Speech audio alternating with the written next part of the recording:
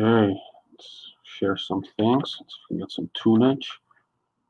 Hopefully there's no echo.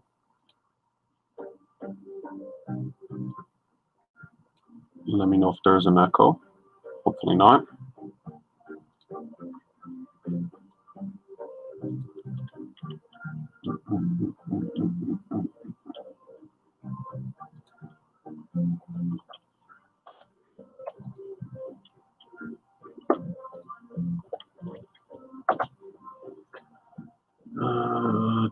Just sharing this out a little bit.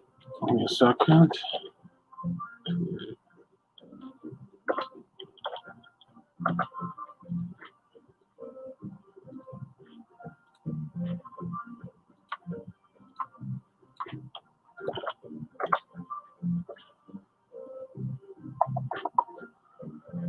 Tweet.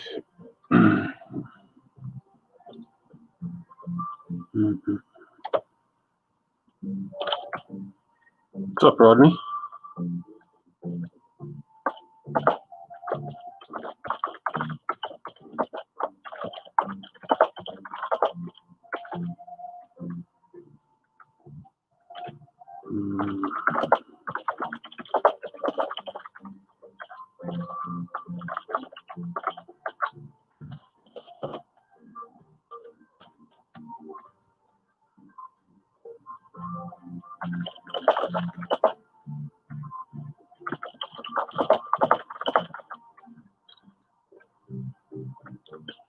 Working some flats. Fun times.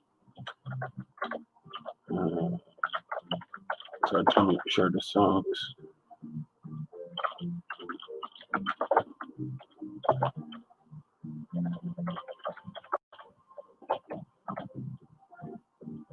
Oh, I should probably grab the YouTube link. What am I doing?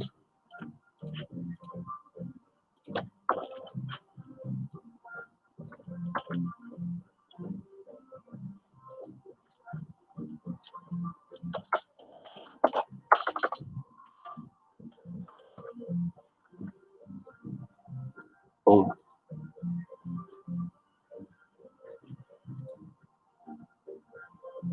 Ooh, that might be a little blown out. Well, let me know if there's an echo, please. Let me get this adjusted. It's the gain. That's better. Get all my tabs here. Oops, the music. There we go.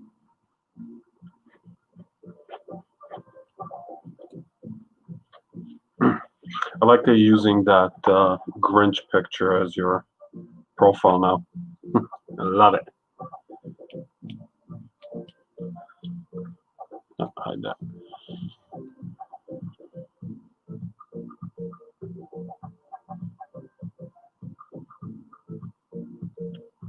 Really should be working on some other stuff, but I was in the mood to work on this today, so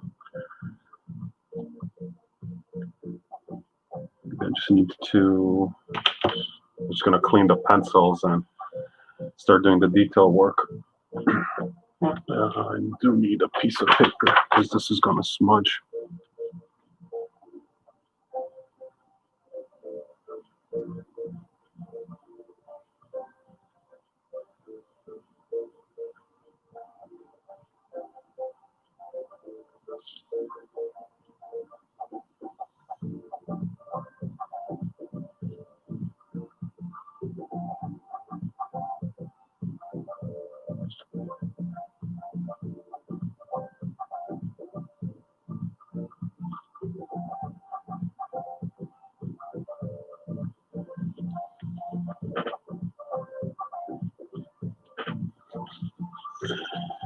Yeah, they do good work, man. Your producers really know how to bring out your Grinch side.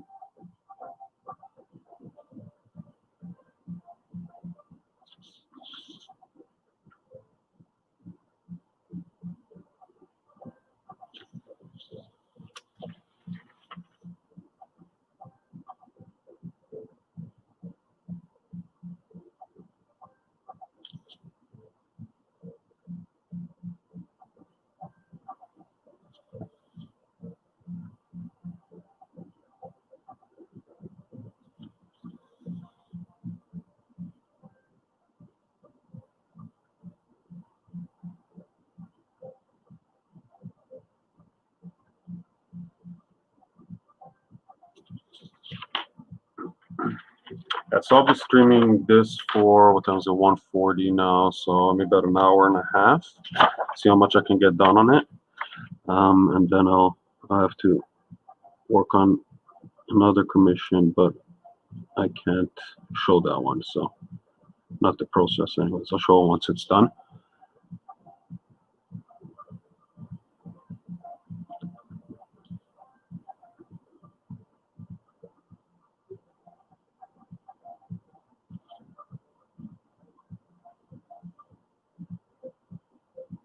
I'm gonna do a wash approach on this one, which is why I'm going over all the pencils in pencil crayon.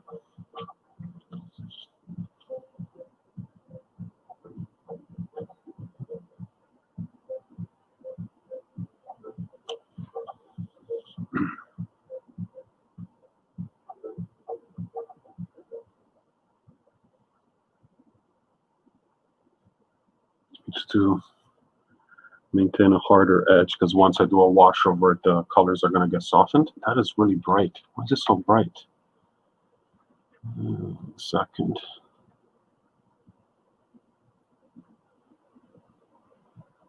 I think that's better.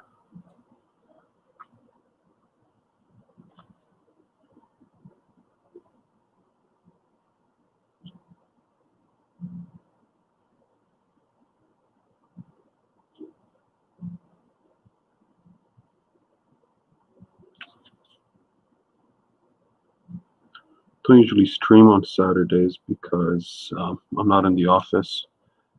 Last few weeks or last month or so, I've been coming into the office on Sunday to do paperwork and reports.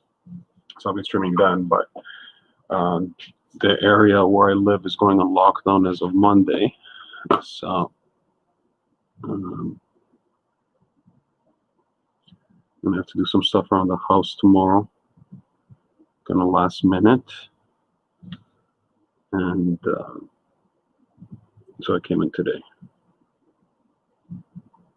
See if I even come in on Monday.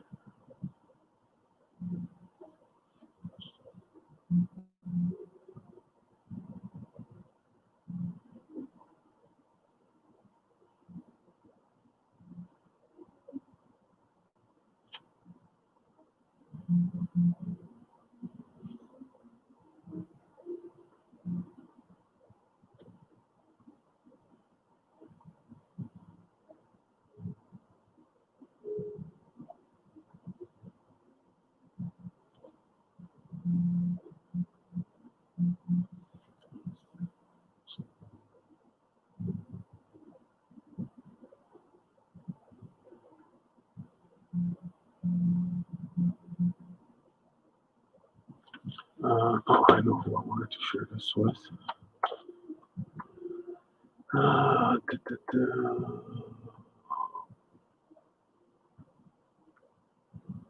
Where is he? Where is he? Where is he? Where is he? Where is he? Where is he?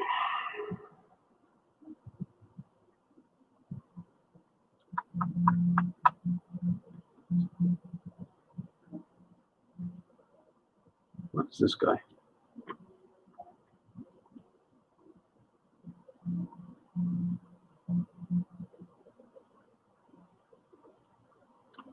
Oh yeah, Brandon. Oh yeah, just a quickie. I'll be gentle, I promise.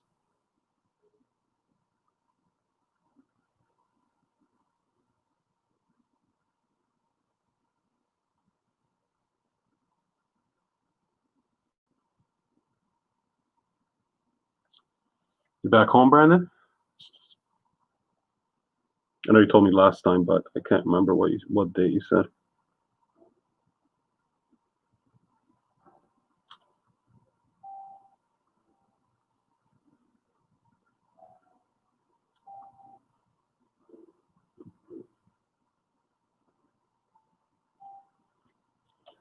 What is this guy?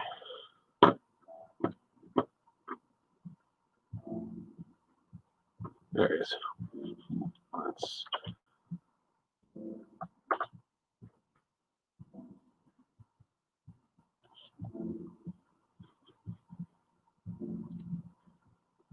Oh, nice. hope you had an eventful flight.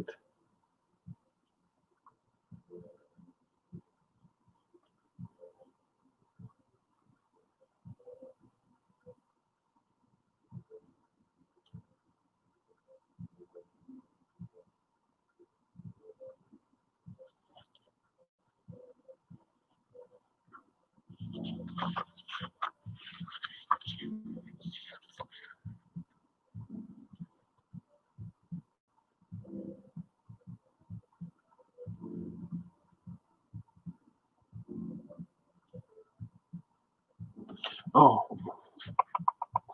who else I wanted to message? Where is this guy?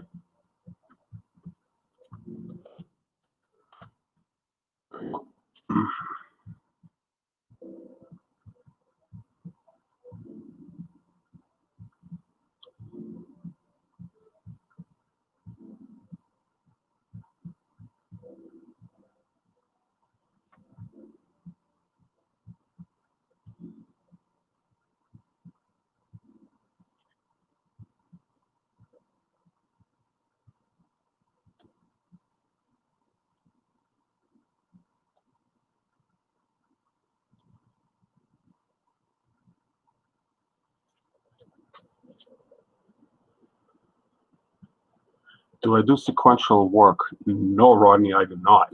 I do not have the attention and span or the patience to do sequential work. I did a year of classical animation because that was going to be my, when I was in high school, that was going to be my career path. I'm like, yeah, I'm going to be an animator on the cartoons. I want to work on the next big Disney movie. So then I did, after high school, I went to an animation program up here in Canada and started it. And I realized I do not have the patience or the attention span for, why is my wording backwards here? Attention span or patience for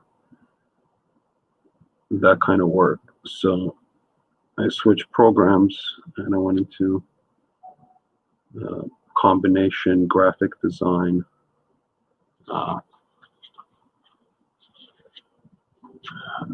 graphic design and multimedia course, and kind of stopped drawing for years at that point.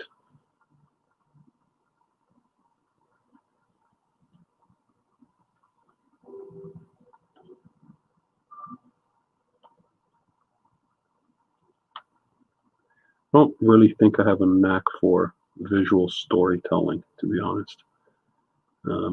That's really, I think, the real it's called the real challenge in comic book art. It's the storytelling aspect, where not everyone can do it.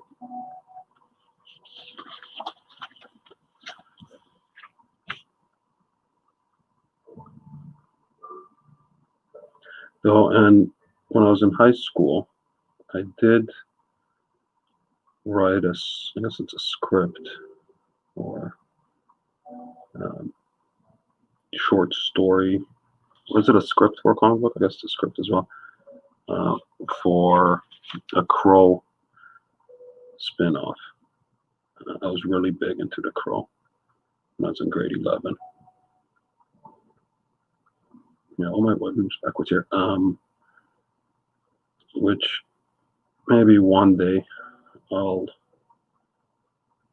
see if I can find my parents' basement. Because it was a cool concept that really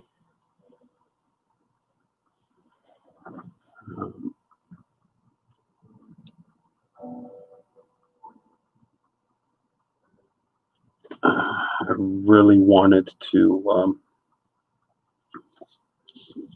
kind of visualize it and kind of make, because it was a short kind of intro thing. If I would have done it as a comic book, it would have been like an 8-page little story.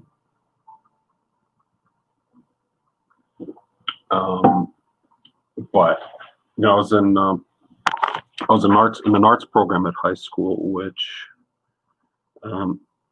was a very good program, and there was a lot of arts and exposure to a lot of really talented people and great teaching. But it was really kind of an old school program that really didn't condone illustration or pop art. So never really got to, when we had projects, we never really had the opportunity to do illustration type work. Whenever I tried to do illustration type things like sci-fi, comic book stuff, fantasy stuff, I always got shut down by the teacher saying, no, you can't do that. You need to be a fine art thing. Like I remember in grade 11, we had one of the quarterly assignments was a master study, a paint and master study, and your choice of watercolor or oil or acrylic. So depending on what medium you chose, you had different classes they would go to that would teach you how to do it, and you pick an artist and you had to reproduce one of their pieces. And I was like, oh man, I really wanted to do Frazetta. And they said, no, that's not a real true artist. So I can't remember who I did, kind of somebody more fine artish. So the program itself was really good, and we learned a lot of stuff, but they really didn't encourage pop art, if you will. It wasn't until the last year, grade 13, because at that point Canada still had 13 classes in high school. I think I was the last generation of 13 classes.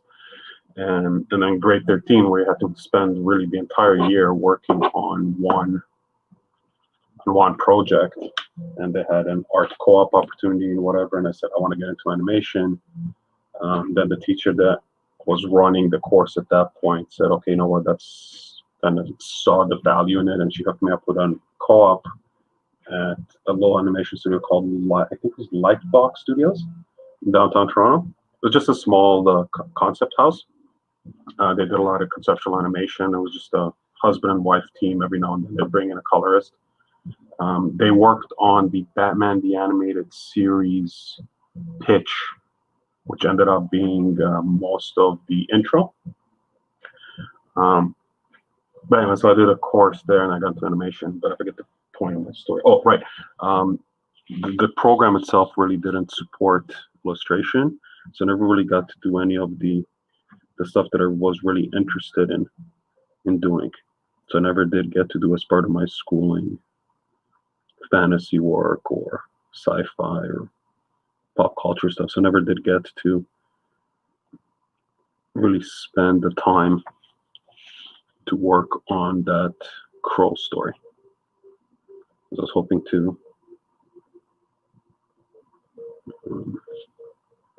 do that as a project, to really be able to spend, like 4 hours a day for a couple of months and do it properly. Now, if they let me do it, if that would have happened, I might have picked a whole different career path, kind of a what if. But anyways, comment. So what made you get back to drawing, and how did you get into sketch cards? Yeah, I do marketing now. So kind of my career path is I did that graphic design multimedia course, and this was 2001.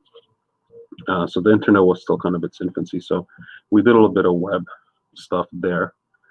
So then I got out of school, and I was doing freelance graphic design, like business cards and logos. And I had a teaching job at a private college. I was teaching Photoshop, Quark Express at the time, Illustrator, Flash,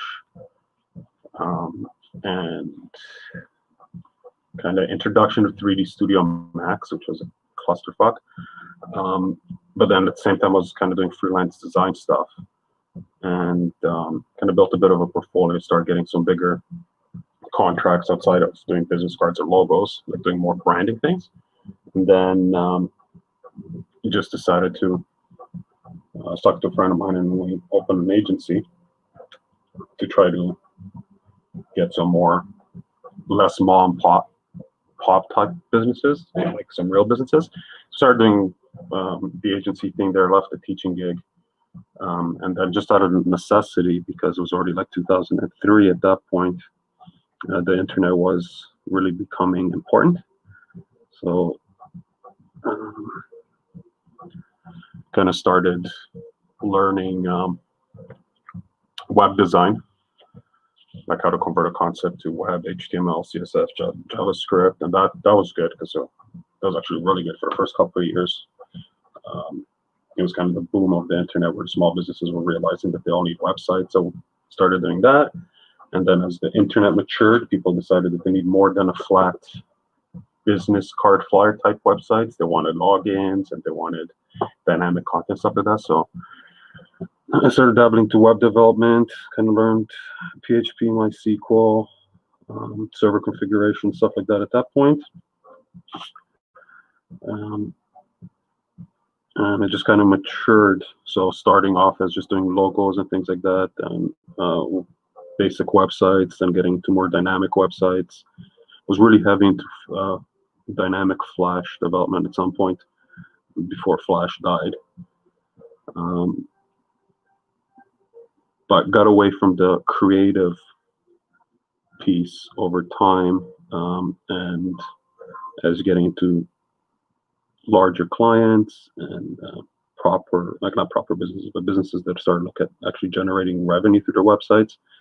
They want like, okay, well, how do I actually get people to my sites to convert? So then got into the Google advertising aspect of it. A bunch of courses, actually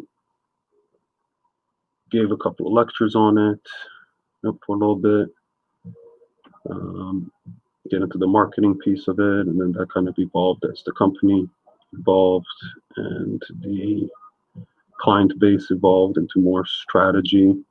Because at a certain point, with certain size clients, you're not talking about a couple of $1,000s a month online marketing budgets. You're starting to talk about tens of thousands, hundreds of thousands of dollars a year budgets with full production capabilities because they have their own agencies. So then just went to a consulting thing where it's just about strategy and optimization and measurement, a lot of data mining. So that's a very long way to me to get back to the art. So a few years ago, I can tell you when it was. If I go to my Instagram and look at my first post, it said I spend way too much time in front of the computer, and I need to unplug, because all I was doing was like all day on the computer, writing code, doing reports, whatever, even if it was design stuff, in Illustrator, Photoshop, or whatever, still in front of the computer. I said I need to unplug. And I always used to like to draw and paint as a kid, and that was going to be my original career path. So okay, I'm just going to start sketching again, and instead of watching TV at night, I'm just going to draw. So I started doing that.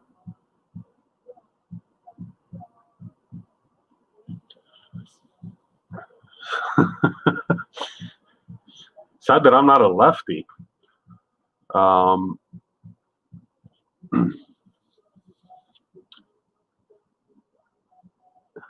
was I saying? Yeah, so just to unplug and draw, to relax. Create an Instagram account and kind of looking around on, hey, like there's a lot of people that are there's a lot of people making a living of art, but I just kept on seeing on Instagram people posting these little sketch card things. I was like, what the hell is a sketch card? Right. So I kind of looked into it. I was like, wow, I can't believe this is an industry. Yeah, I'm not a true artist. I'm a marketer. I'm not an artist. I'm a marketer. Hi, Andy. I'll tell you a little story about the left-handed part in a second. No, it's not for JD. He's not the only silkworm out there. Yeah, so I saw people were kind of doing sketch cards, and It's kind of like listening to videos on YouTube of other artists, and there's one guy whose name I can't remember right now, who does some really cool work.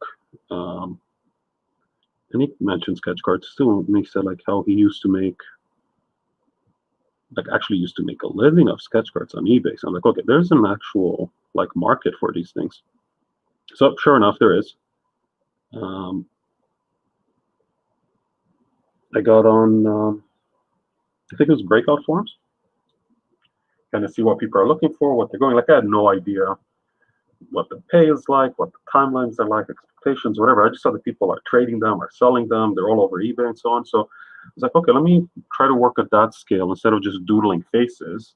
Let me work on the smaller side and do some more character stuff. So I did a couple of sketch cards that I posted on my Instagram. Did a sketch card trade with a couple of people. Um, just kind of for shits and giggles. And then, yeah, sure enough, one day I get a message from Zach at Upper Deck saying, "Hey, would you like to work on a sketch card project?" I was like, "Yeah, sure." So that project ended up being Premiere 17, and that's how I got into sketch cards.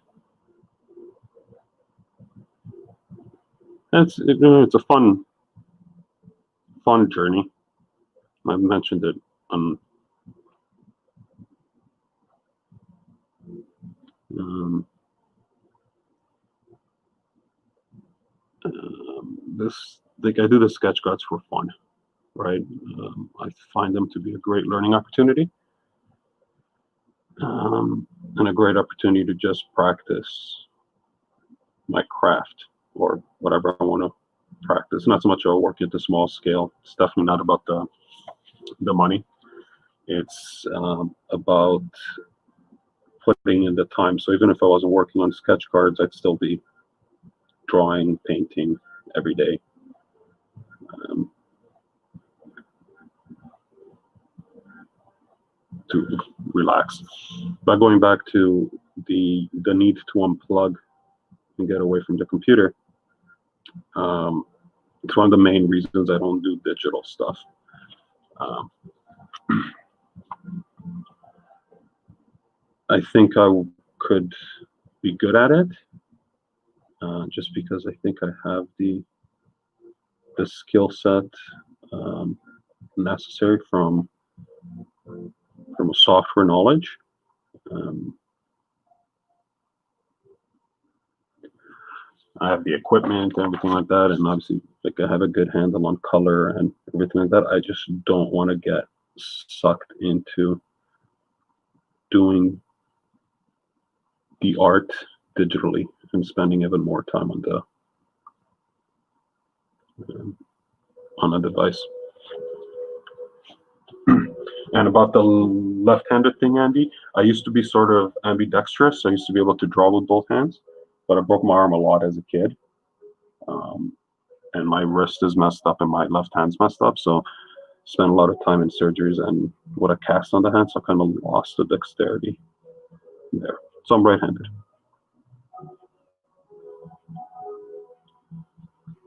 So there.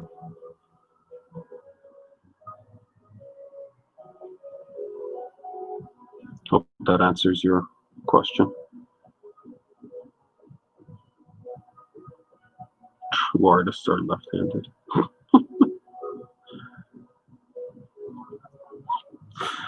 Uh,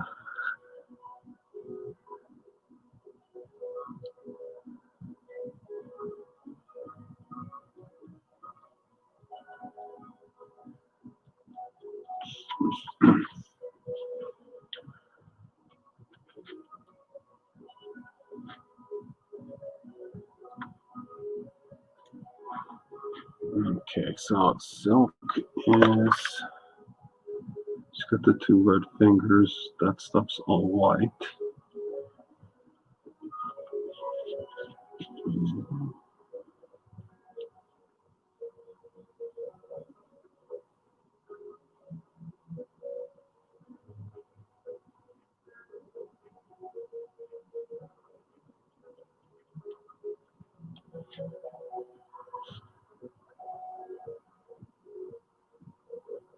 You only eat in right, left-handed, but everything else is right. I'm right-footed too. I don't know what right-footed means or left-footed. Is that dominant foot? Like, how do you know which foot is your dominant foot?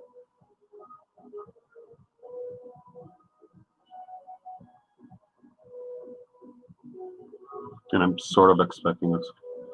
How big is the current piece? So this is 1.5 size of a sketch card. So it's 5 inches tall by like 3.6.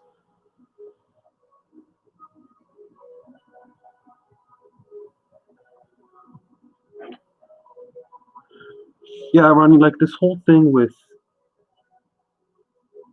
in education saying that, oh, Rosetta's not a real artist. Like I even had a hard time, I think it was in grade 12. I did an Art Nouveau piece and I had a hard time explaining and kind of I had to really explain um, um, you had to pick an artist or a style and do a piece in that style. It wasn't a master study, like do your own thing, but in that style. And I wanted to do a Alphonse Mucha piece, and they didn't want to let me. And I kind of really had to argue, saying like, this is, you know, not just commercial illustration. This is fine art, right? There's galleries and stuff. So eventually they let me do it. I kind of nerfed the project, but yeah, like you had to fight. And I think if not that there's no value or respect for the masters or anymore the contemporary like the contemporary fine artists, but I think the education system, they really need to expose kids and students to everything. And you can't just say, oh, you got to do the Renaissance and that's the only thing that's art and everything else is not real art, because especially for young impressionable minds, um, it like it's a shot saying that okay, what you like and what you want, what you're finding appealing um, um, is not real. It's not respected. You know what I mean? So yeah. Nowadays, I think they're getting a little bit more um, aware of it here. Like I know just by watching, Simone Bianchi, who just did a massive exhibition of his comic book art at, I can't remember the gallery, but it was a full fine art gallery. And Ricardo Federici was mentioning in a stream that the comic book art is now being accepted in Italy and in France and Argentina, even from Ariel Olivetti said the same thing. Is like that you're starting to see it in galleries, in art collections, and side by side with contemporary and fine art from before. Yeah, like just have an open mind. Art is art, except anime. Um,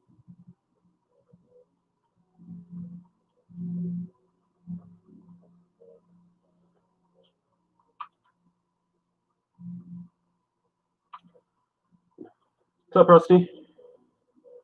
Checking, brother.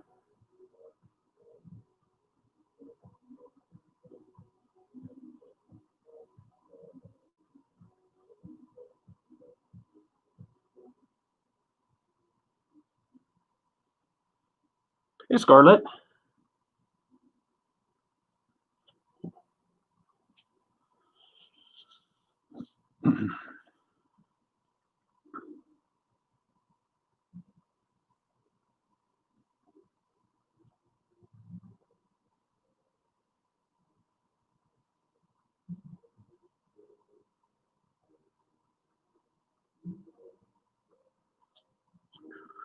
Oh, Rusty, I have something for you, but it's not going to get there until after Christmas, unfortunately, because um, shipping is shipping. So I won't be able to ship it probably till Christmas week. So I don't know when it's going to get there.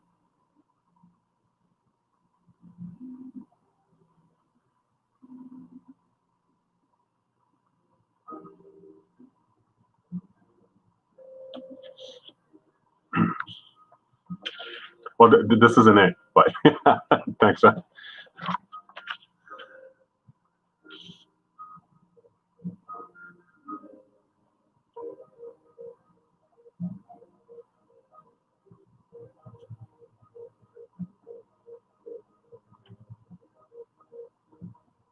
I like it too. Jeez, what'd you ship for $75, man?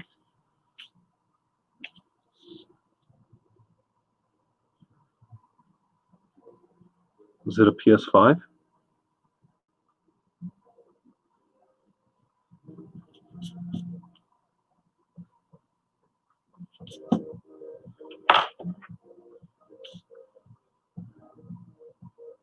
Shipping's getting out of hand.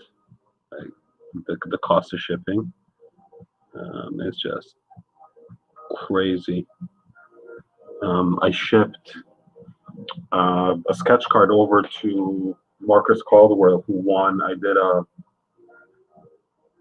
Cyber Monday kind of giveaway on one of the groups for a PSC, like an artist's custom, like personal sketch card. And the guy that won it, and he's actually in Canada, but he's on the East Coast on one of the islands.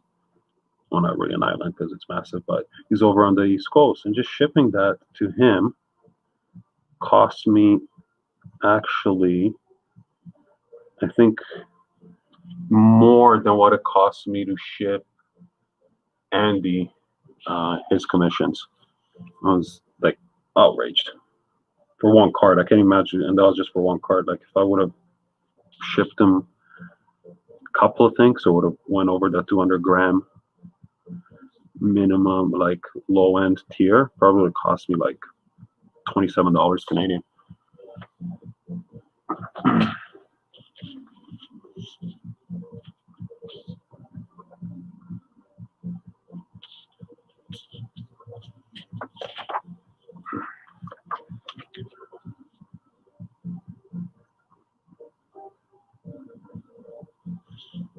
Yeah, this is why I don't. Whenever I price stuff, I say shipping in, because nobody really wants to know how much shipping costs. I know I'm not gonna say her name, but another artist was selling a product on Etsy and on Facebook as well. Fantastic product. Thanks, Annie. Well, thanks for tuning in, man. Drive safe. Have a good weekend. And she put up the product, and it was like $70 or $60, whatever. And then the shipping charges, $20, $30, $40, depending where you are. And people were just tearing into her, saying that she's gouging people on shipping. It's like, no, man, this is what it costs to ship, especially internationally, right?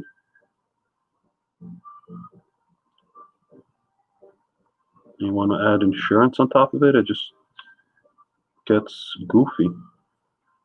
So that's why, like, most of the time when I price things, it's shipping in.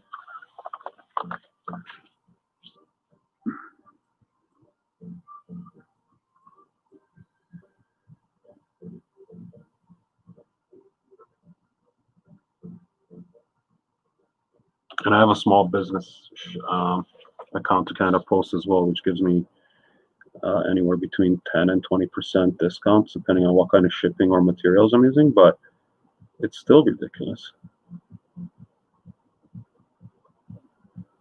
Makes it hard.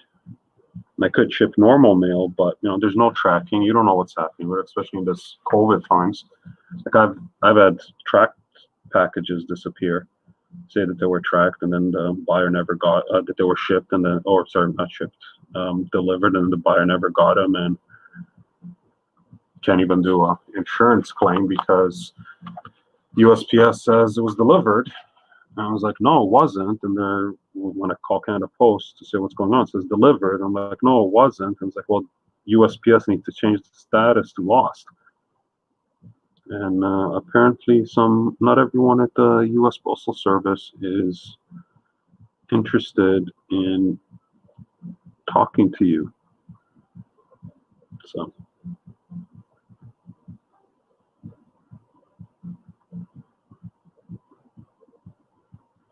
yeah. So that's my rant about shipping.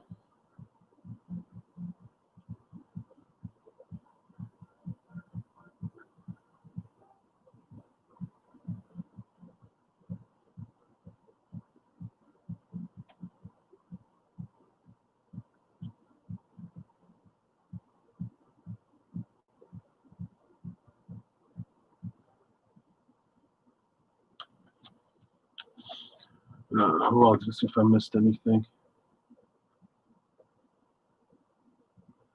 Uh, Brandon says, I still haven't seen a Silk in her full web costume, which is odd because I think it's the coolest version of her. Is that the one where it's kind of like just wrapped in webbing? She kind of looks like a mummy. Is that the one you talked about?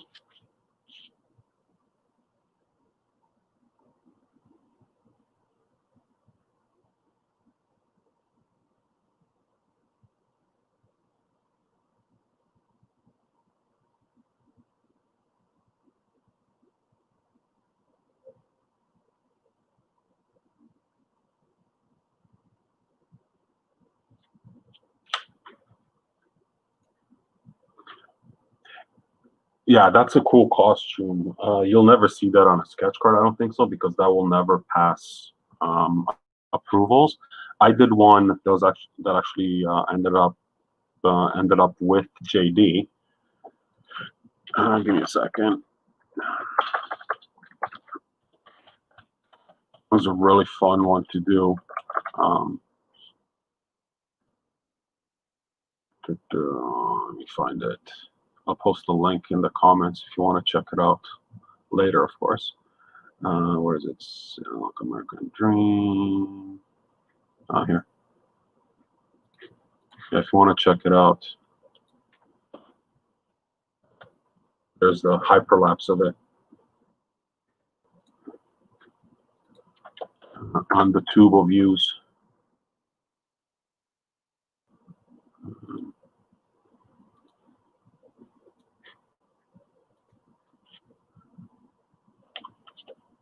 What happened to the music now? Yes, I'm still here.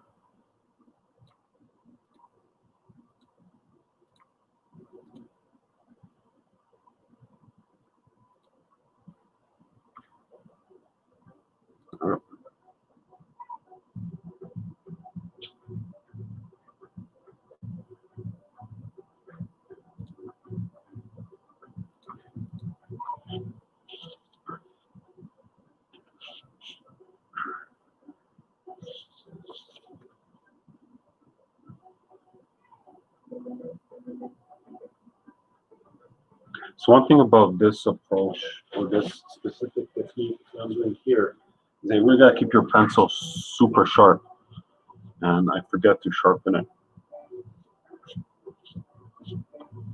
So, because otherwise you don't get the crisp lines, you end up getting with the muddy lines.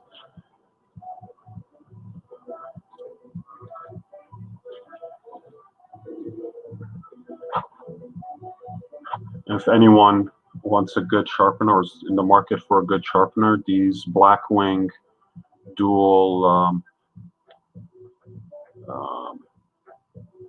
dual slot sharpeners are great for getting a nice fine tip. I think they're made by Kum, K-U-M.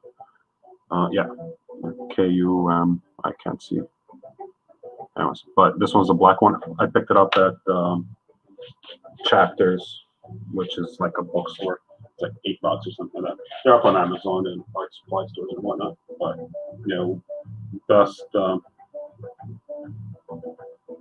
best sharpener. It really gives you a nice point. And then just for normal pencil, I like these Prisma colors. They do a fine tip as well, but not like a long tip like this. They'll do like that. These are more meant for pencil crayons.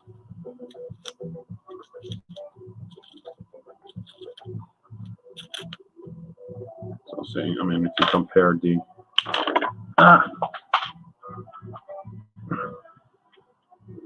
you can see the difference. But I don't want a fine tip like this on a wax pencil because it'll just snap. But it's great for hard pencils like these Coley Rays, Prismacolor Coley Rays, or like H pencils. Okay, so let me do some. Oh man, what I was doing? I was blocking out the costume part that's white.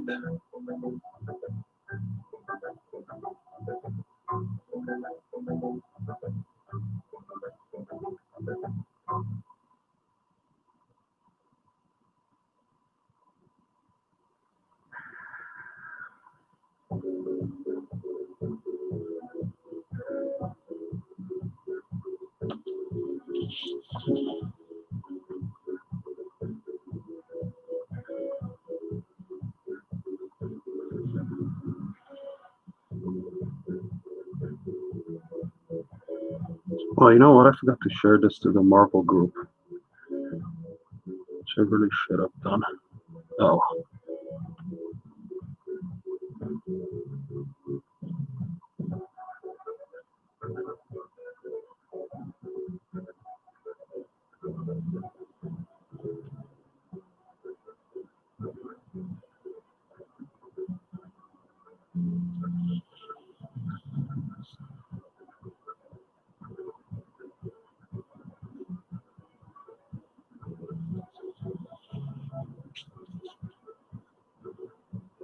That little bump's in the wrong place.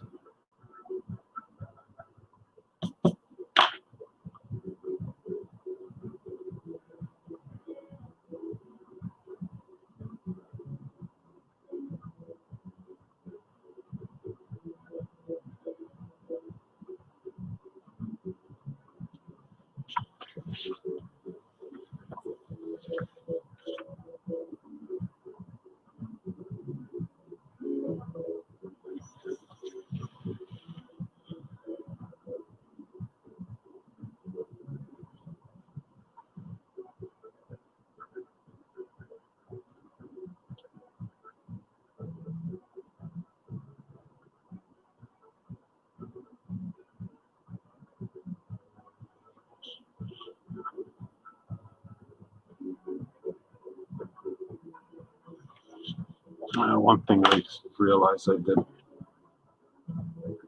wrong here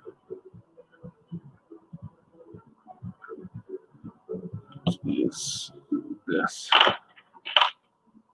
She's got her webbing covers her chest and then it kind of fans out up around her shoulder. That's what these chevrons here are. But I did the parts that come out of her chest, they're almost lined up perfectly, so it creates a bad angle.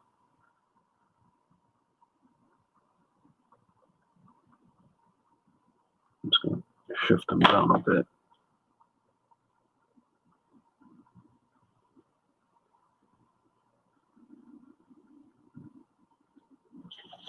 There, should be okay.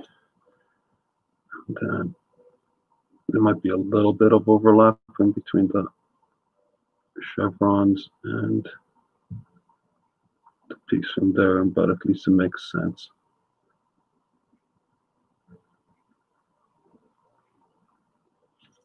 I think that's called a segue. Or tangent, sorry, not a segue.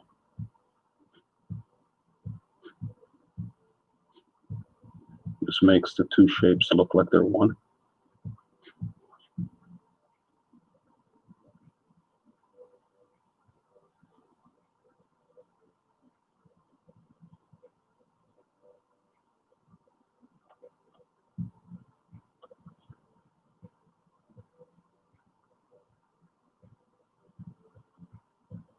Oh, shoot, there's another one. Okay, well.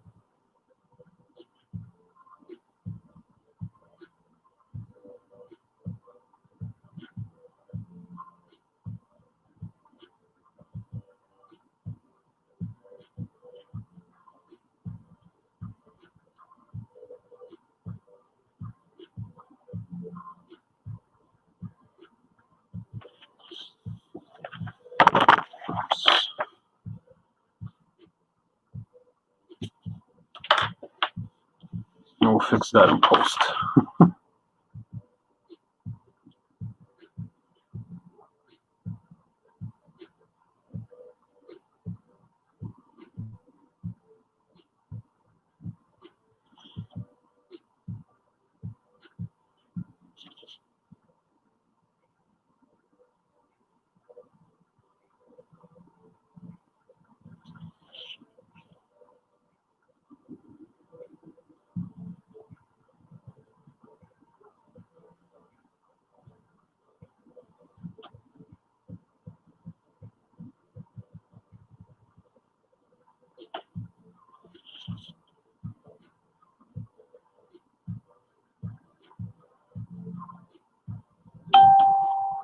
Bing.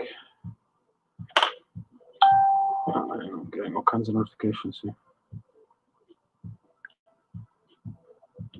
Well, just got a friend request from someone that I was sure I was friends with already.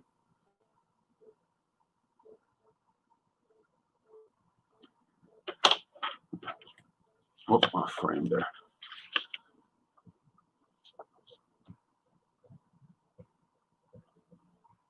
So for most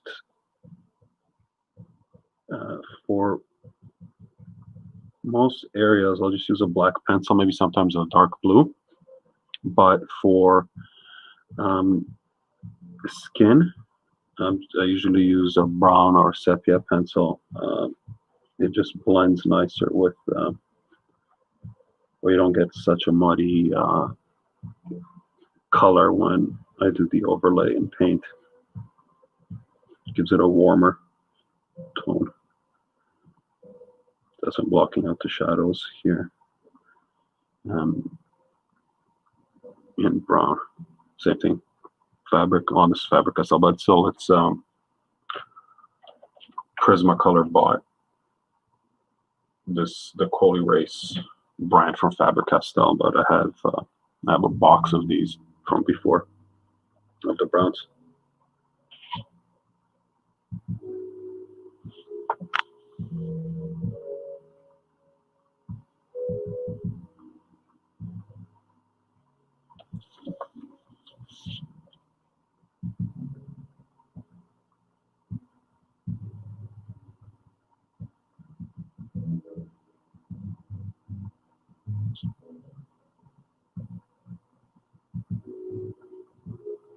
I think her mask is red, so I can do the shadows there in black as well.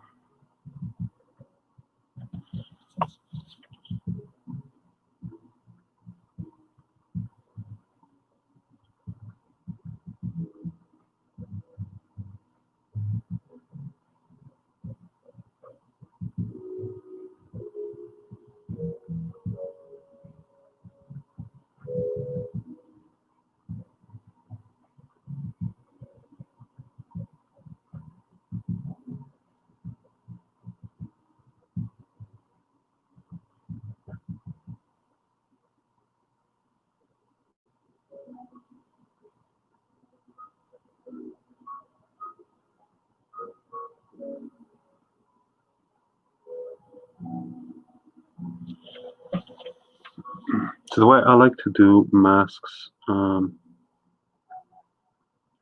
characters or face covers, everything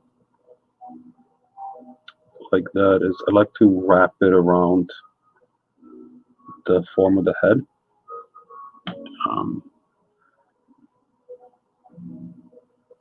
And just it looks more realistic that way.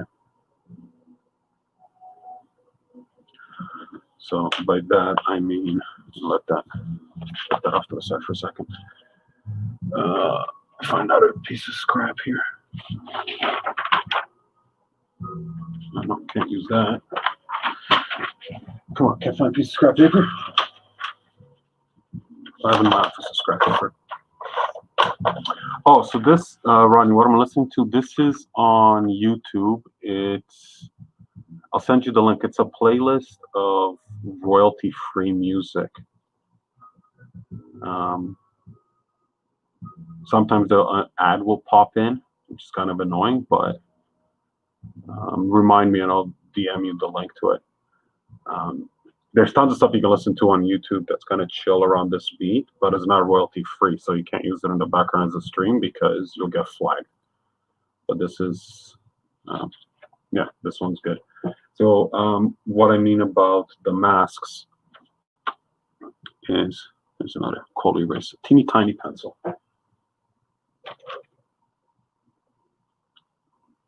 There's another teeny tiny pencil. Let's put a little handle on it. There we go. So there's a head.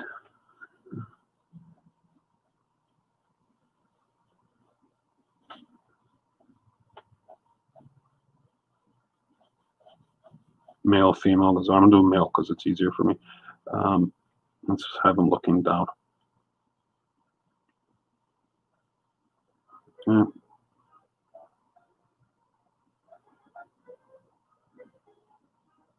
There's the nose. There's his mouth, just roughly blocked in.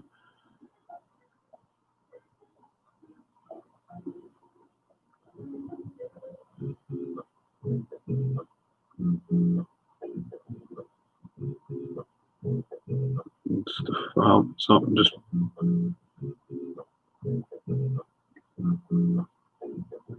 just quickly blocking in the head.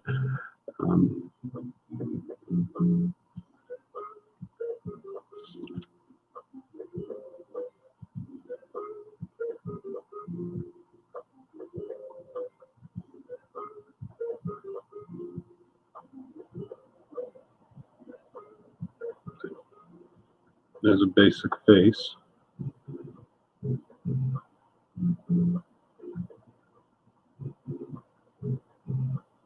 And if I want to slap a mask on him, like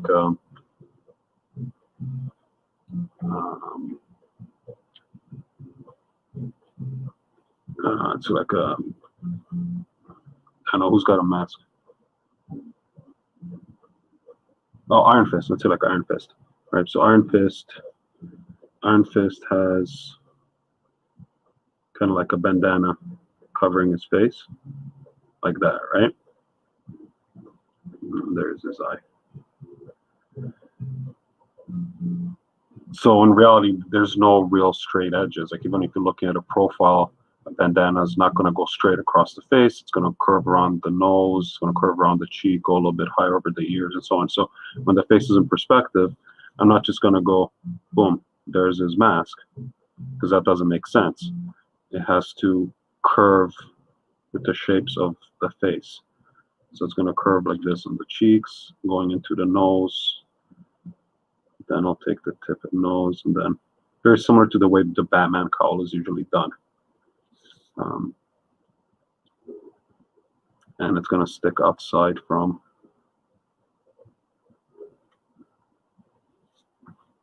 his cheeks, because it's, unless it's silk, it's going to have some form to it, like some thickness to it.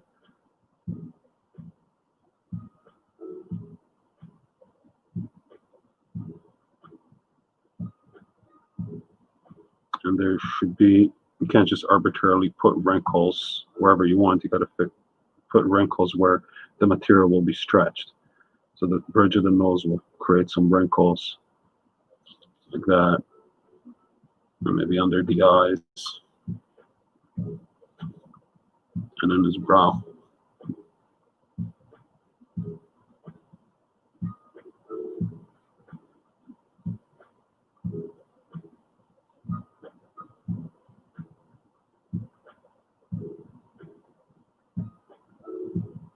And then when there's shadows being cast, if that makes sense, the shadows are going to follow the same curve. So it's not going to be a shadow like that. The shadow has to follow the shapes that the material creates, as well as the shapes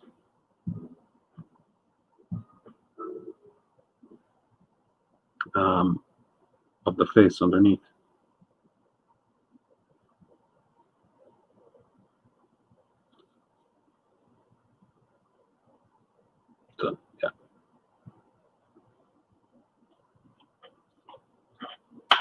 if you can even see that. Light pencil. There's a little stubby pencil.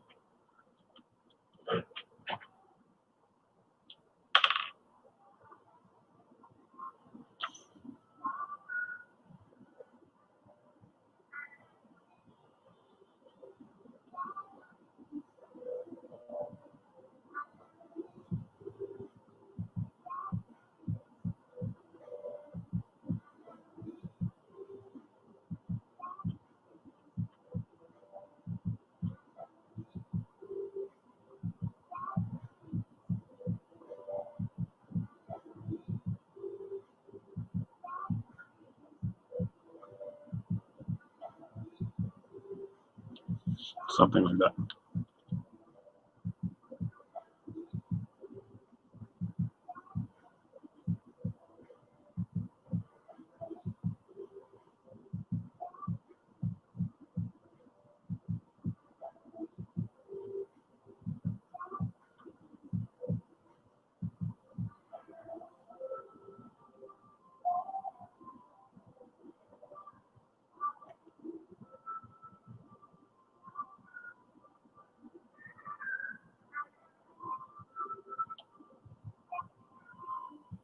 And if the light's coming from the top,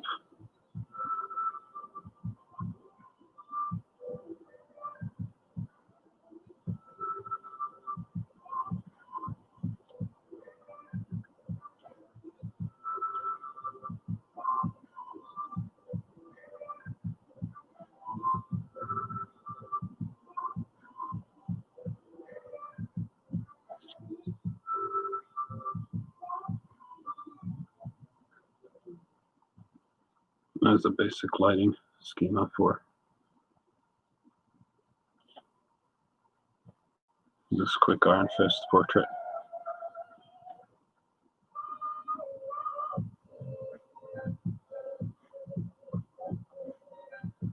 I'm using the wrinkles.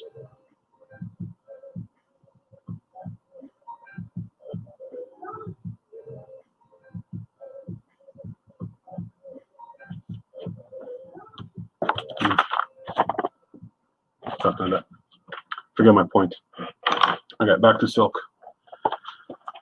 Back to the silky smoothness of silk. What's it doing? Right, it's blocking the shadows on the face.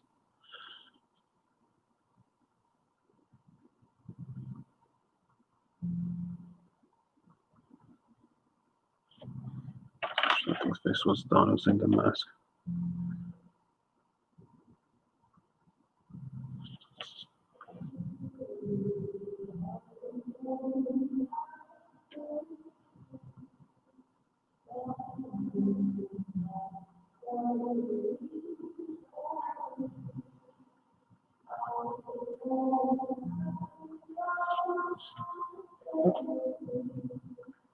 Yeah, Silk is pretty popular. I don't think she's as popular as Spider Gwen or what do you call her now, Ghost Spider.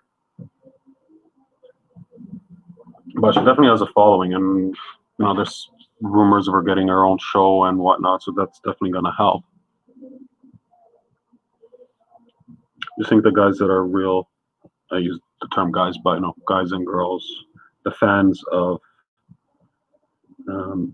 this character are really hardcore though. So there's not that many of them in comparison to like Wolverine or Deadpool or whatever, but the ones that are really dedicated to their cause, if you will.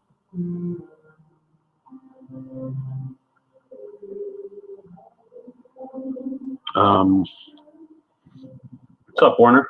It does look like silk, doesn't it? Our glorious leader, Rodney, JD, he's a huge silkworm as well, like what he likes to call himself.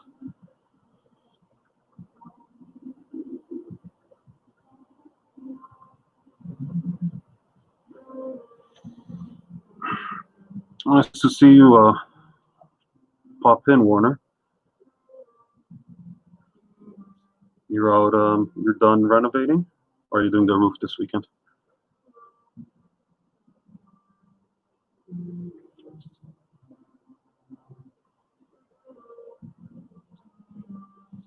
Figure that out in a bit.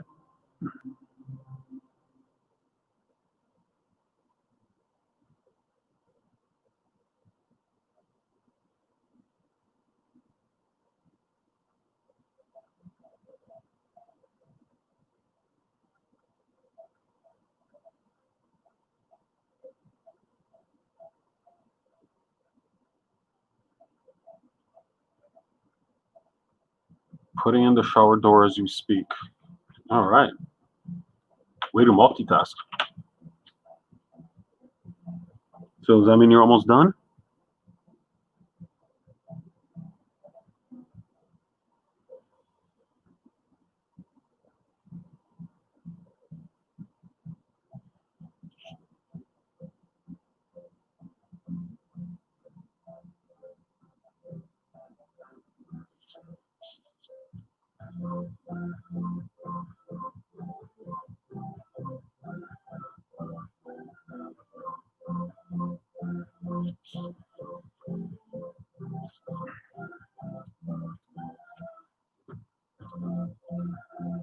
Ah, jeez.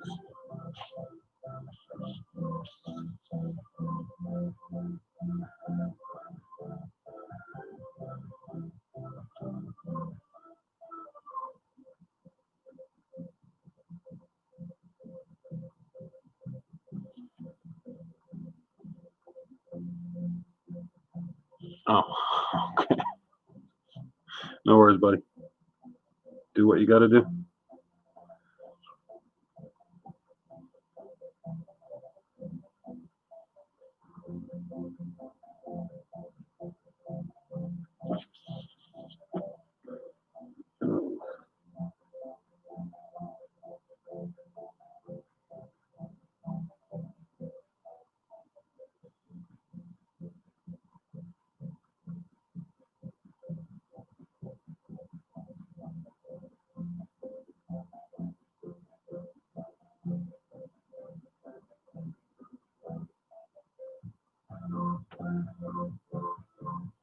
Is there else supposed to be?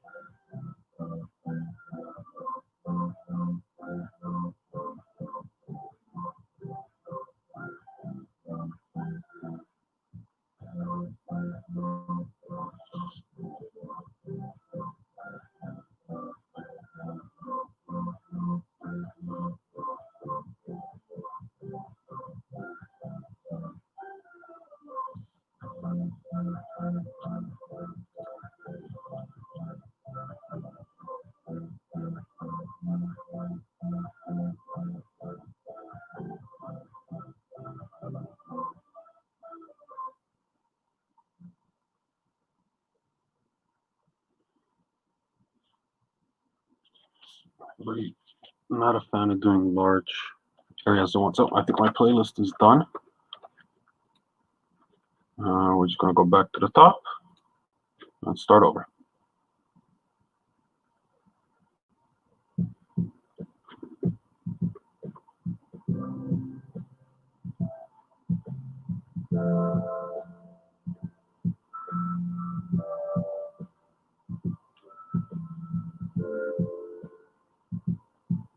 Oh, here's another list. Let's try this one. This one's an hour long. Perfect. Let me bookmark this. See if it's any better.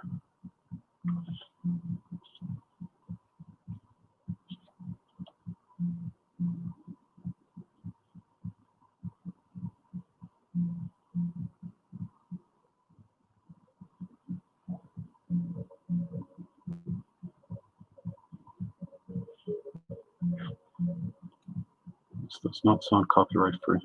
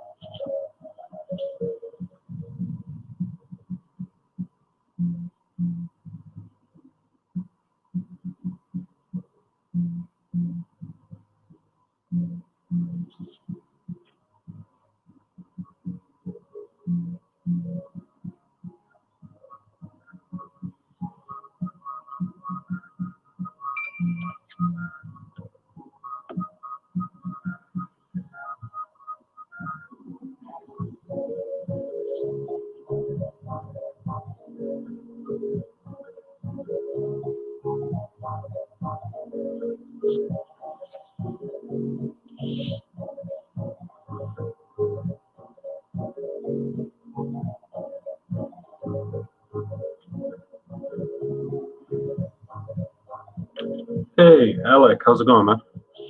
Well, it's been a while. Thanks, and thanks for the kind words.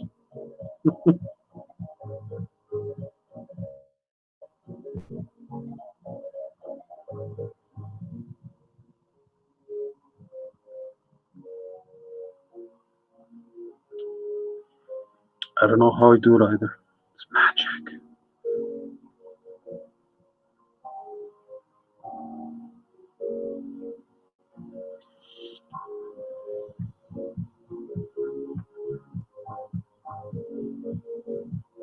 Might be overworking this curved area, buttocks area. Um, because I'm gonna need to get the form in with paint, which I really thought I would be painting by now. How long have I been streaming? I'm gonna have to wrap it up soon. Got to move on to something else.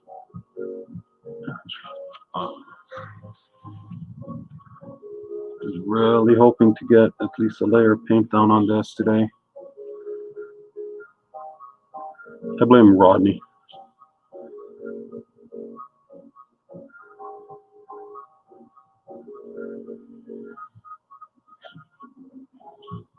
I don't know. Let me blame Andy. He's not here to defend himself.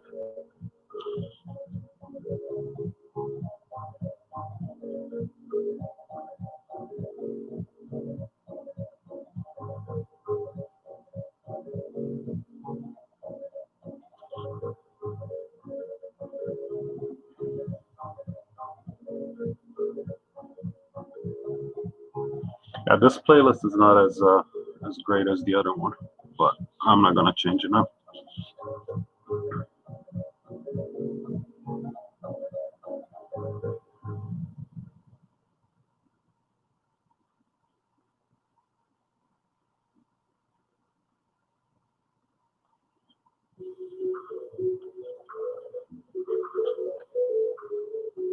What do you see, Rodney?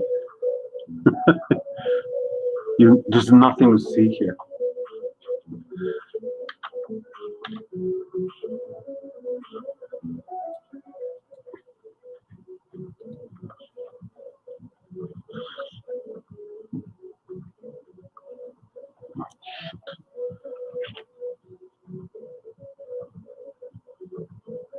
Or if anybody decides to rush out and get some of these Cool Erase pencils because of me, be warned, the erasers are garbage. It's the equivalent of using the sole of your feet, of your shoe, to erase with.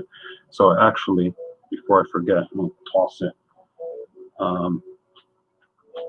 Will do more harm than good.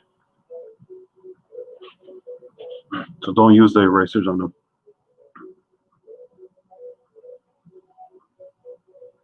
They just dry out really quick and they'll just tear up the paper.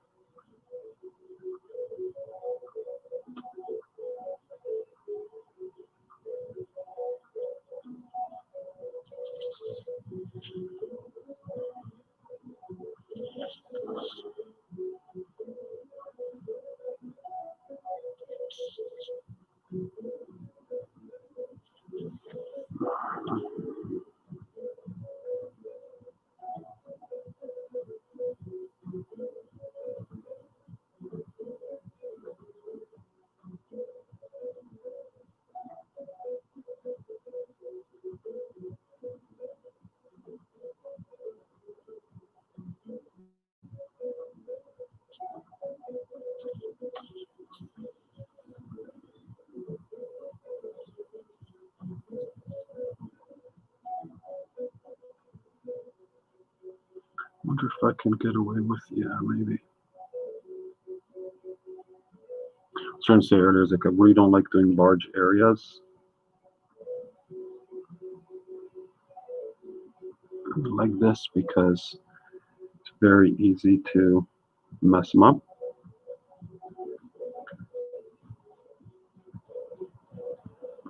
But because I am painting over this,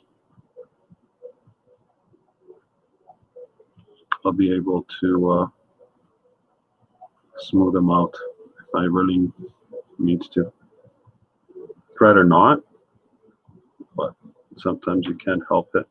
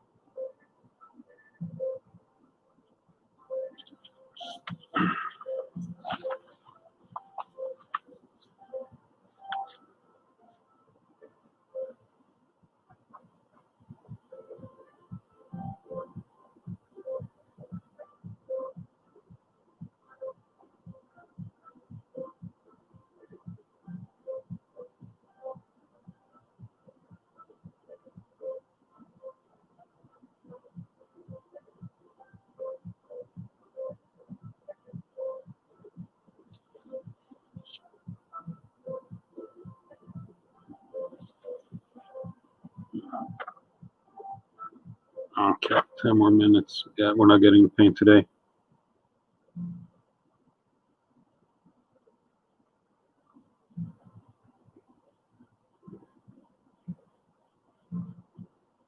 Maybe I can do a quick wash on the background, but that's it. You know what? Let's try to do a background wash. I'm just brushing some of these guys off. Let's see if I have everything I need here. Is there enough? Yes.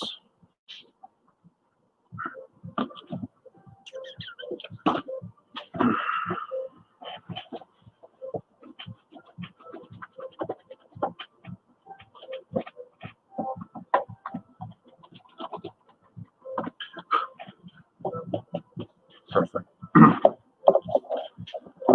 Right. Let's see how much medium I have in here. So this is Liquitex fluid glazing medium, and this jar is almost empty. Sorry about that. There we go. Give it a nice, healthy dollop. And let's get some red paint. And I'm just gonna, yeah, there you go. And just gonna make sure I have my water dish here to clean my brush quickly after. And find the brush. And just mix it well. Okay, I should really work on this side because I'm right-handed, not left-handed. Never work over the art.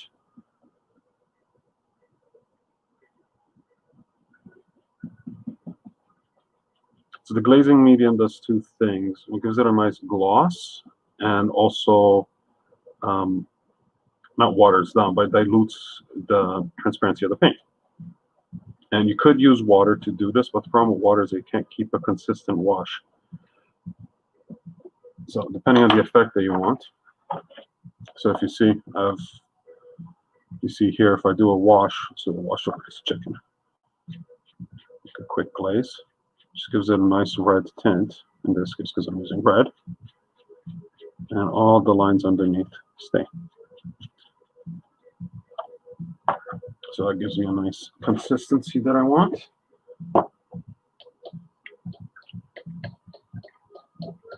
And I'm just, where's my rag? Hoping I don't mess this up. I want to get a nice flat, nice flat coverage. So I'm going to use a large brush. It's a 1-inch flat. And we'll see how consistent I can get it. Just going to soak up the brush, and I taped off the edges way in advance. Do have to work fast though, because the stuff dries quick.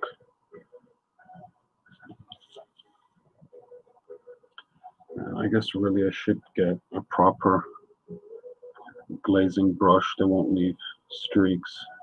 I don't care if I get it to her hair because that's going to end up being black, so that's fine. Makes it easier with the edges. But I really want to stay away from the body as much as possible.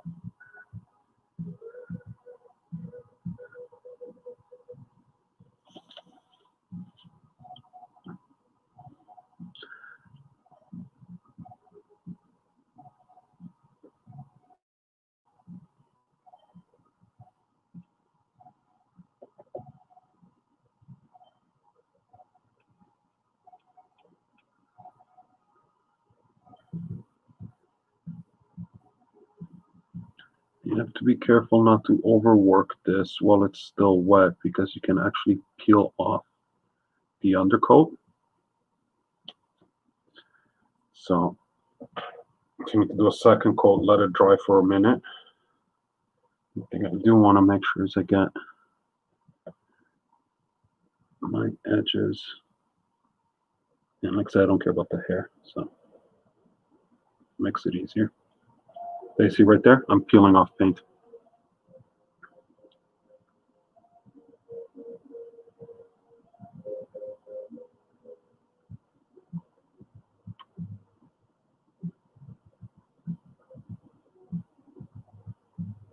Definitely don't want to be peeling off paint.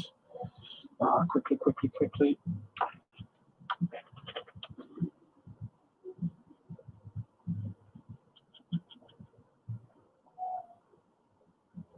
That texture is really hard to get rid of.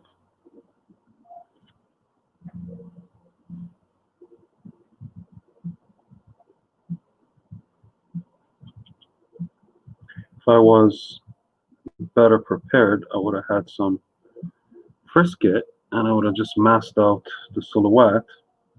And then I could just do nice broad strokes over the whole thing, and I'll worry about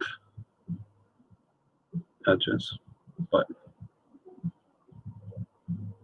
I am not more prepared, and I don't think I even have any Frisket.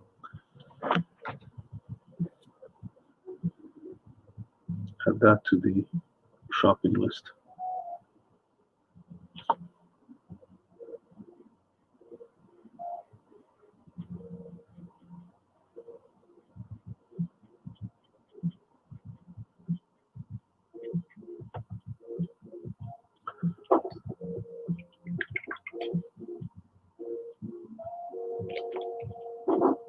Like I said, this, once you put glazing medium in the paint, it actually dries faster than normal acrylic, and it's super tacky. So if you don't wash your brushes quickly, you can toss that out.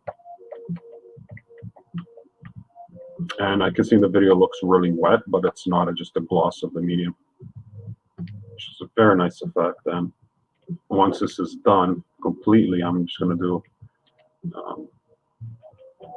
a wash of just gloss medium over the whole thing to make the colors really pop and give them that wet look. But and I missed the whole piece. Oh.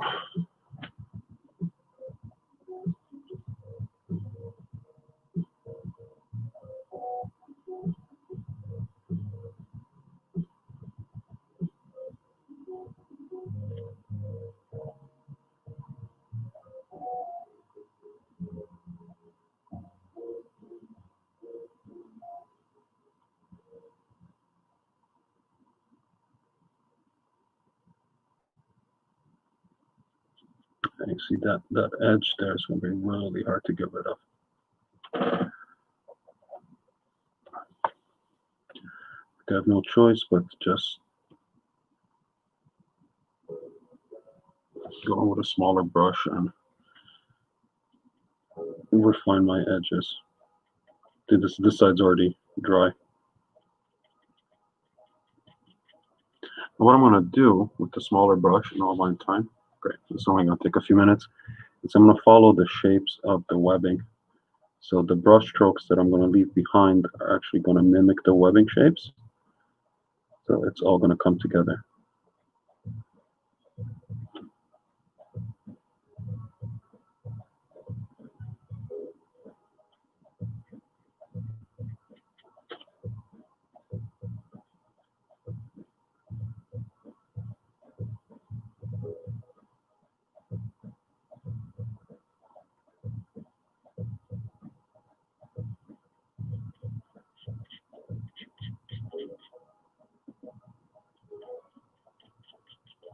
And this brush is going to be garbage by the time I'm done. But that's okay. This is why I use cheap brushes for this stuff.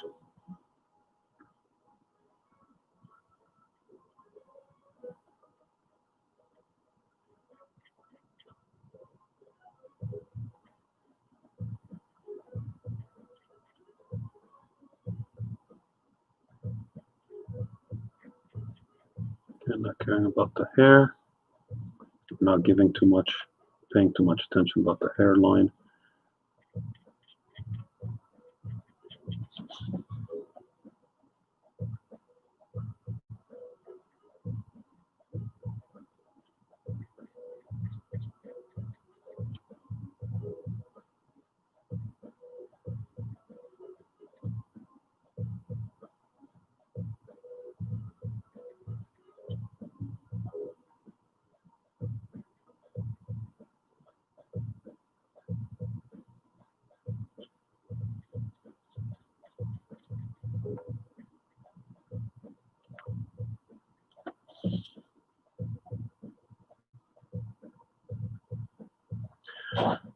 Yeah, I actually posed for this myself in the shower this morning. It was a little selfie. You can see more of these pictures on my OnlyFans if you'd like. Yeah, the pose is actually a mixture of what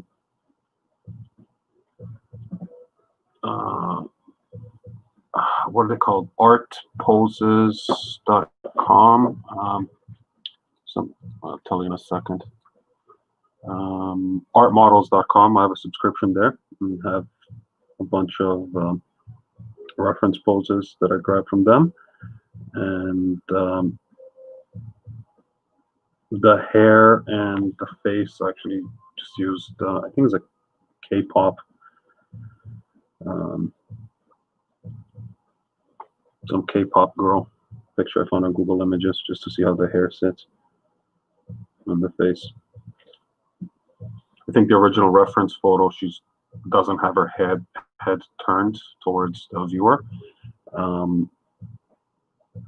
She's looking straight to the right. Kind of a weird pose. But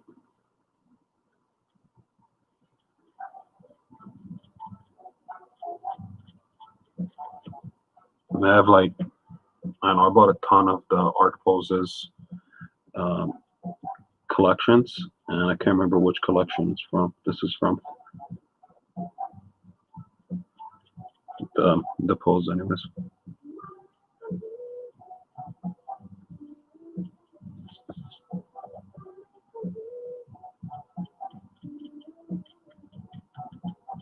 A lot of times I'll use, especially for face references, or for lighting setups, I'll use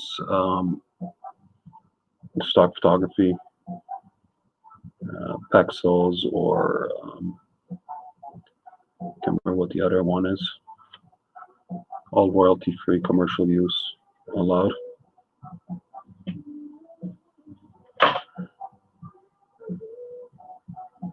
Oh, you're welcome, Ronnie.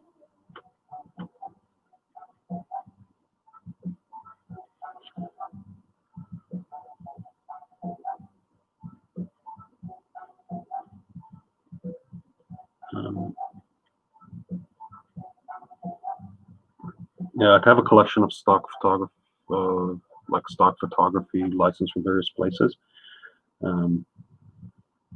Yeah, sometimes I'll grab some stuff from Adobe stock when I have leftover credits.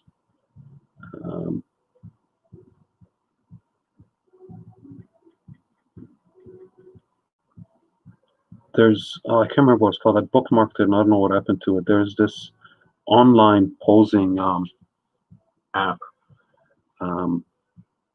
where it's, standard 3D mannequin, and you can articulate them and adjust the lighting and stuff like that. And there's no save. Then you just screen cap the pose. But JD, what's up? Yeah, you just screen cap the pose and keep it that way. There might be a paid version of it for devices, and I think the online is just kind of like a tutorial version of how to use it. Just pretty cool. It's really good for lighting. Their mannequins are messed up, like the anatomy is very stylized.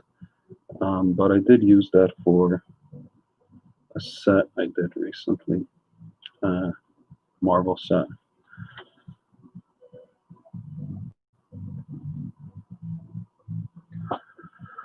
Oh, JD, you're into the booty silk?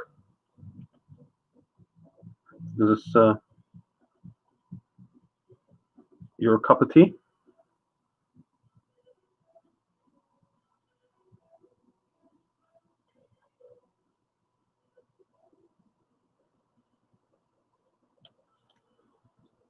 That ass booty. Well, have a lovely flight.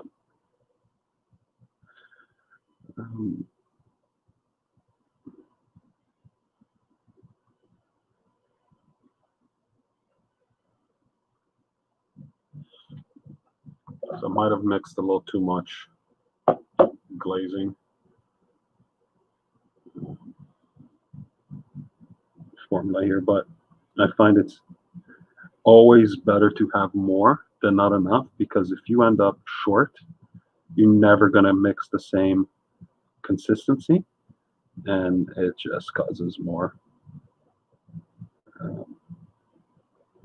tons of headaches trying to match it.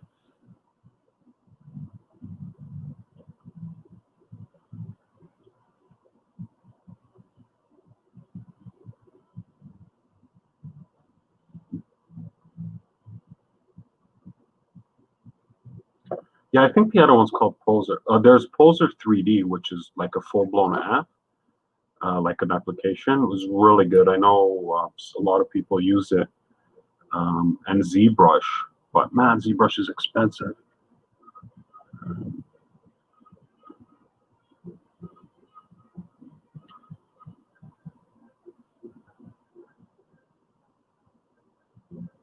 I usually look more for the lighting setup than you're an ass man as well. So this is what I was talking about. It's the booty shot, right? I definitely don't do enough of these. But actually, this piece might be the encouragement or motivation I need to finally move on to my Green Lantern pinup, which I sketched out like 4 months ago, and I'm just not sure how to like not sure how to tackle it, but there's the sketch. And then again, it is a booty one. I was debating putting a green lantern, like lantern here, but I don't think so. I might just put it in the background. See you, JD. Safe flights. Don't say bomb.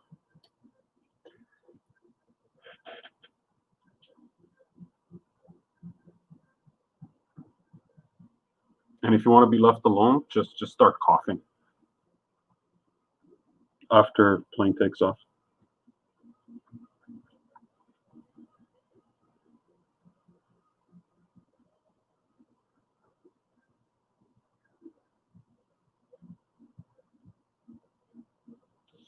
Yeah, this is coming. I might need to go and darken the lines after, because I wasn't planning on doing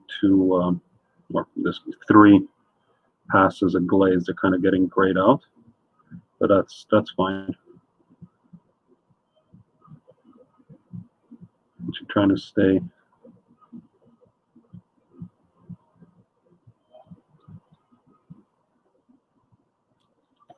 off of them. Oh, but I already drew a ring on her on her finger. I don't think anyone's going to be too concerned about where's the lamp if I get her right.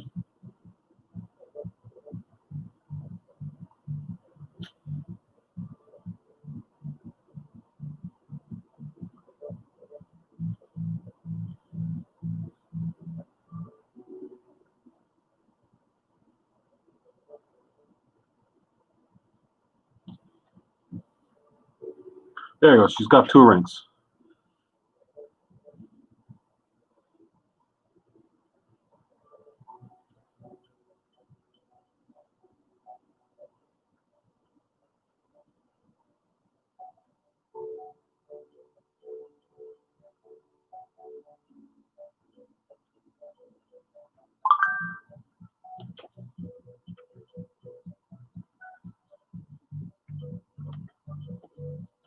Yeah, this quickie is not really a quickie. Time is it? Oh, I am so behind schedule. Wow.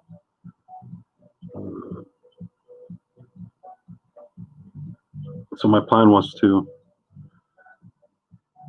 work on this gal and get the first wash over the whole thing and finish an AP and by 4. So that's not happening. So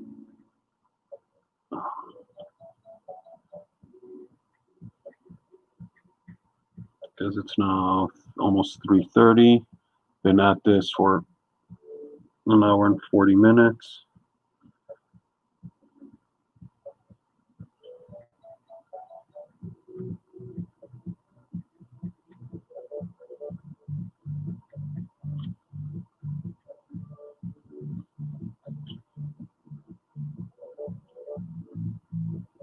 And there's that piece that I said is really hard to blend out because there's that edge.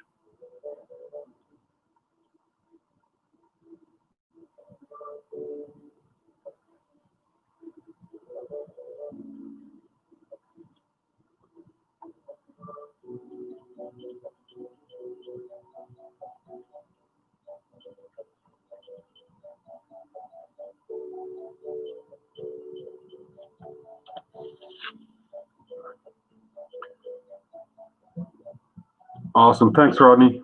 Enjoy the rest of your evening or afternoon, depending on your time zone. Thanks for hanging out.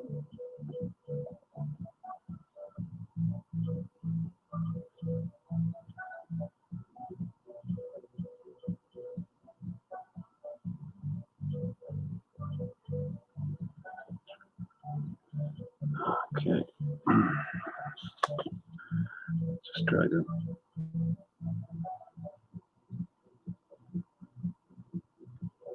bring up some more depth to some of these.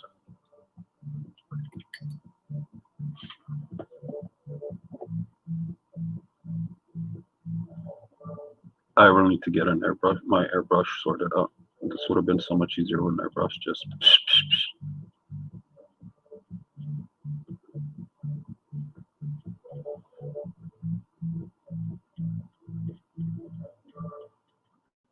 right, Werner?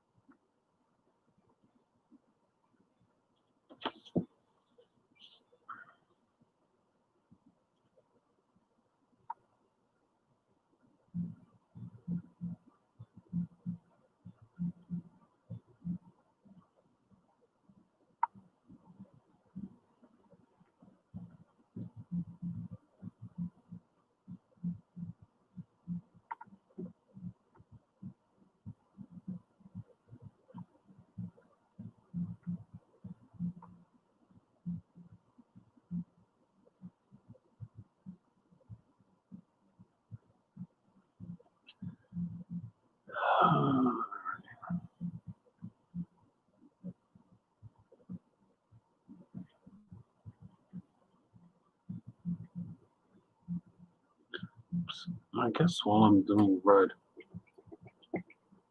that using an airbrush would be so much easier. I just did a wash with airbrush, frisket this thing, put a little red acrylic in an airbrush, and it'll be done.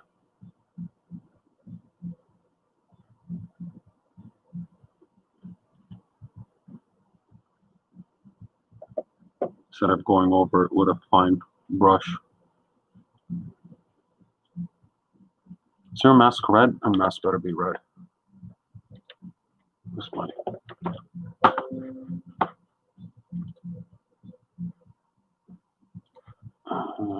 Marble silk.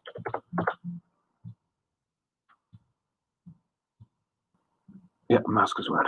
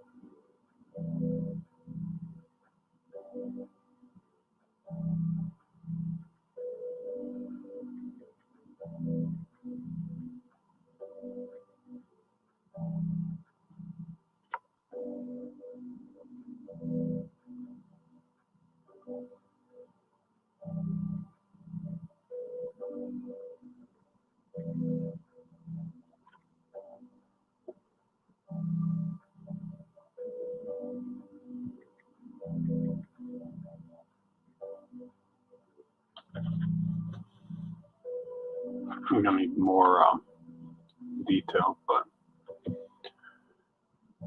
is there anything else red on her? Where's my? Okay, good job, Andre. Close the window. Silk marble.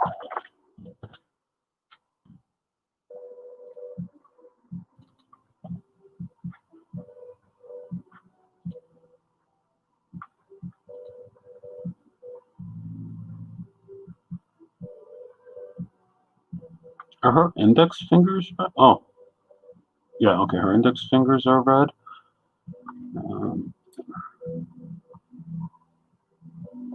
Just since I have all this red, medium already ready, let's get a wash down for.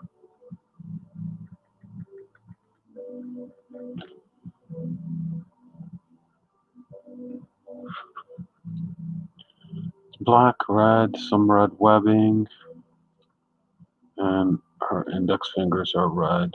She's got a red spider on her chest, but we can't see that because that's all gray. Okay, it's a nice pop.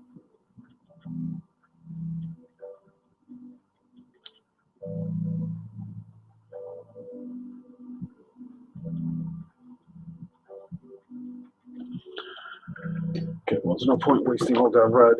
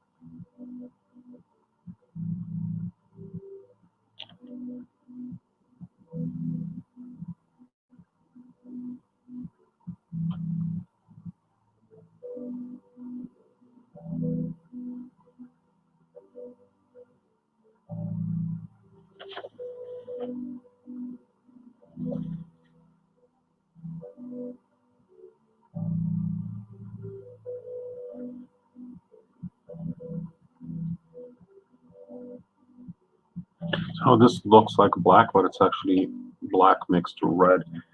Um,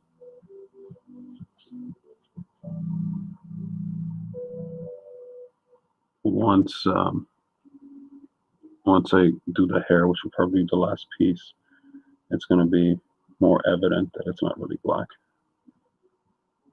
It's kind of my darkest red value, which is just black mixed red.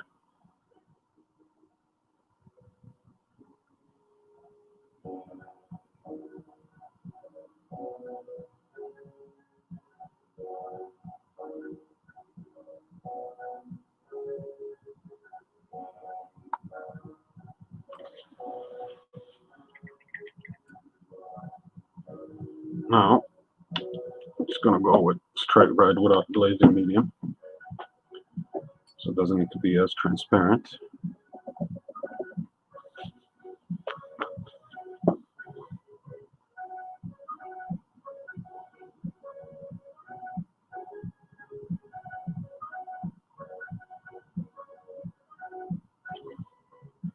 And she's going to start getting some shape.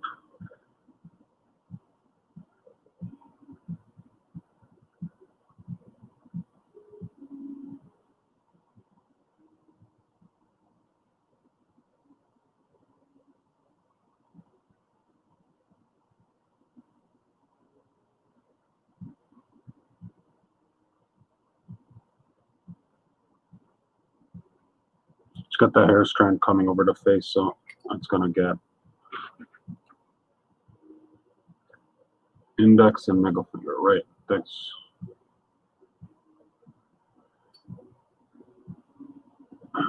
Thanks, Werner. Not going to see much of the wedding off the chest because it goes from red to black. So what I'm going to do is once I'm done with the chest, I'm just going to do the webbing in red and then full black. But that's kind of like the last finishing touches.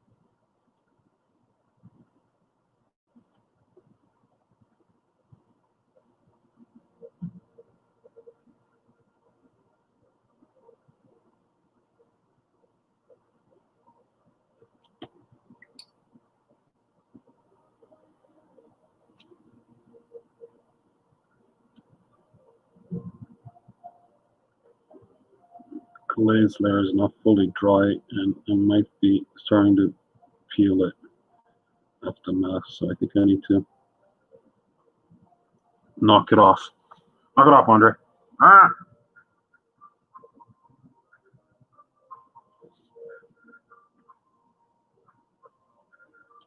So we'll leave that alone.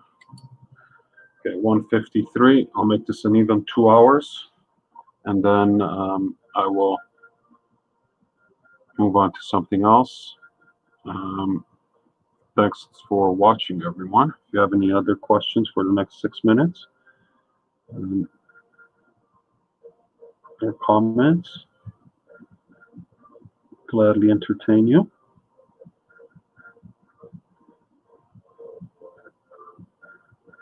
All I'm going to do now is just put in the the darks around the face. Again, this isn't. It looks black on camera. It's just black mixed with red, so it's a very dark red, like almost a Bordeaux.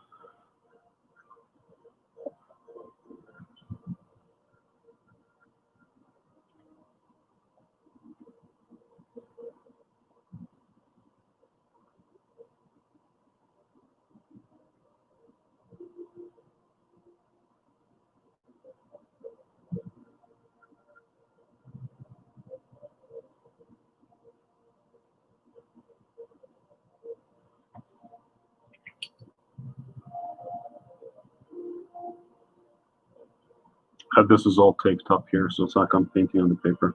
Tapes up to here, to my finger. I did 2 layers because I tend to blend colors on the paper.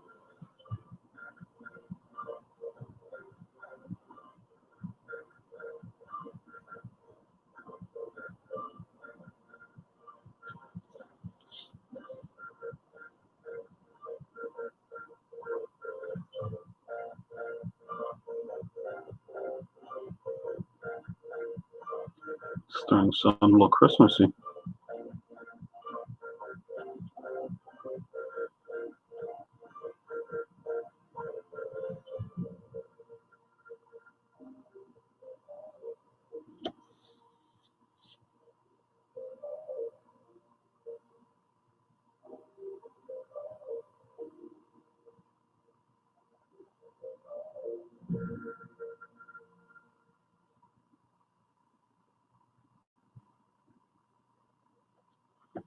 Time, 4 minutes.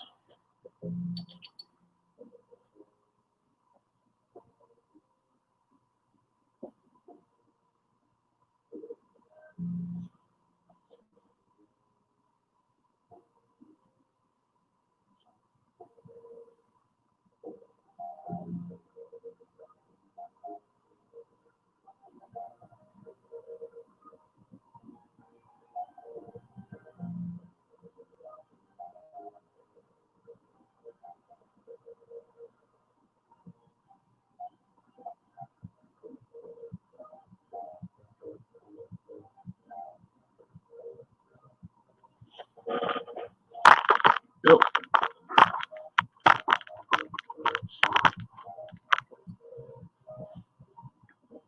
So her hair and the webbing are going to be the only thing that are really black, or the shadows in her hair and the webbing are the only thing that are going to be pure black.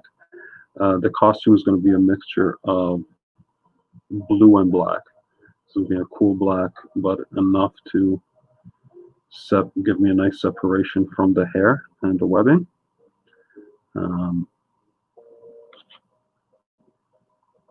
And I'm just blocking out the blacks around the skin areas now. That if I do overpaint when I do the skin, not today, I won't lose the edges. I'll be able to see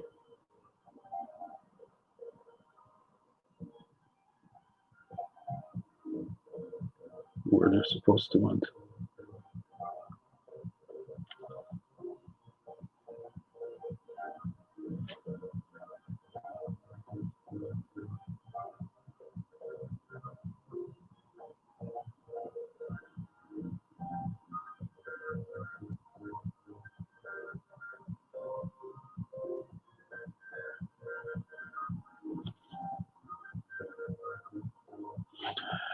And yeah, I'm using a 2/0 brush.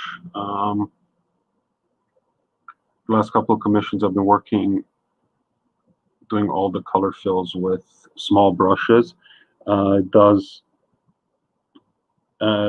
make the process a lot longer, but I'm able to get much finer detail and much more refined brush strokes because smaller brush. It's mathematical, right? Smaller brush strokes, more detail.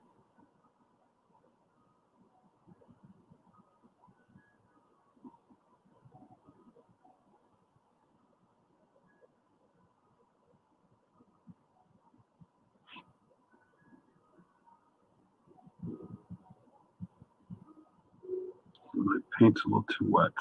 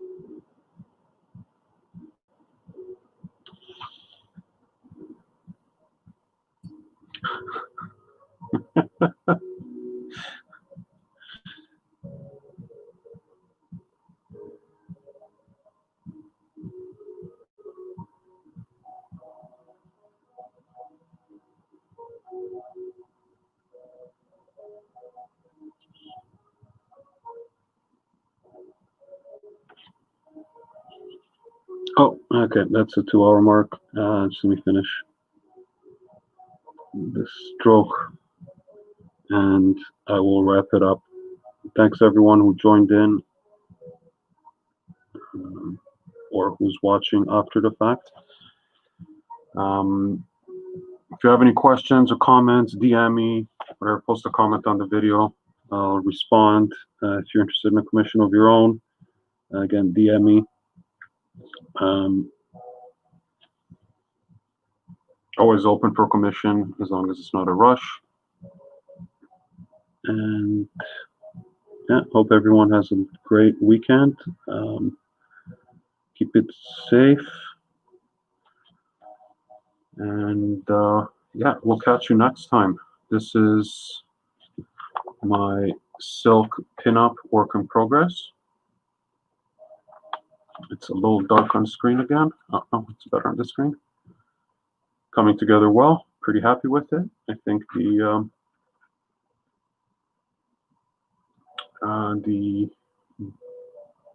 owner is going to be happy. And yeah, I'll try to stream some more of the process on this. There's easy 2 more sittings on this, if not 3. But yeah, we'll see where it goes. Thanks, everyone. See you next time.